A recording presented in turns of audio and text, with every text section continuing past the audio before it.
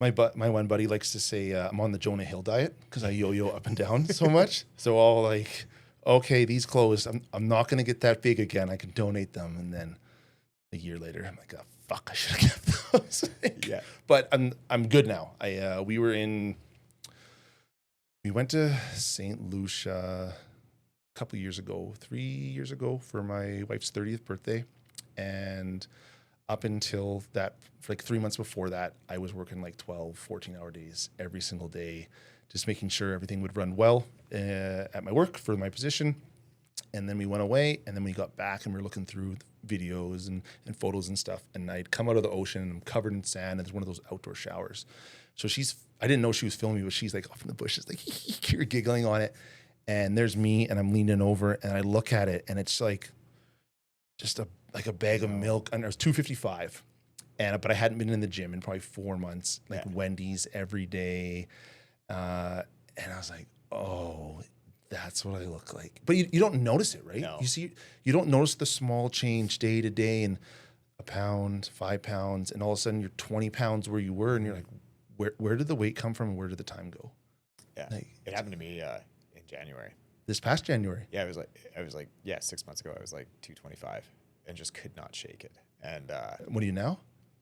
206. Oh, okay, huge. Like, not that you were huge, but I mean, that's a huge difference. Yeah, and it's not like I was not active. Like I train 10 to 12 hours a week in my garage, and then I usually jiu-jitsu train another 6-ish hours a week, give or take. So like I use my body quite a bit. And so for it to yo-yo up 20 pounds on me, I was like, what is going on? And I try not to weigh myself in December because I just don't want to think about it. Like, you can have 1 month a year where things can be cool. Yeah. And you can just enjoy the people you're around and enjoy the Nanaimo bars and just, Yeah. Did you gain that all in that month, you think? Yeah, like October, I was like November. I have like the Renpo app, so it keeps track of all your weigh-ins, and I was like 212, 215 or whatever, and then it was like 10 pounds in December for sure. And I don't even remember being that big of a pig. Like I just said yes to a few extra treats, but it's not like I was like, oh yeah, I'm not weighing myself. It's time to go and like have a rock cheat day there Every single day. every single day. You kind of missed out on that base layer to that pyramid, then that nutrition piece. Yeah, 100%. And even in addition to that, I'll give myself like a couple weeks grace in January because I don't want to just like January 1st rolls around and be a dick to myself. And so, yeah, like 2 weeks later, I like still step on the scale. I'm like 226. I'm like, crap. And so usually now if I'm weighing in, I'm like starting to be a little bit conscious of it and still nothing. And so I'm like, okay, well, time to start counting macros again. Yeah, I hate having to count my calories. I hate it. And so I counted macros for like all the way till like mid-March, diligently weighed everything that went in my body, and still like 216, 215, like not hitting my like 210, 208 or whatever when I'm usually like dieting well.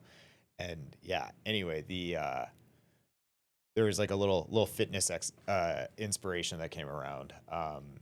There's this guy named J.R. Howell he's in the CrossFit space, but he's making a bit of a name for himself. And so he just turned 40, and he won the 40-year-old open division, like won it in the world. And he wasn't even on anybody's radar. And he designed his own program.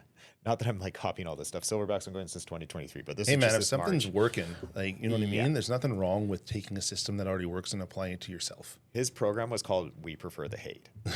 Love it. And so the abbreviation is WPTH. I thought it just stood for like Warpath without the vowels in there, but no, it's like We Prefer the Hate.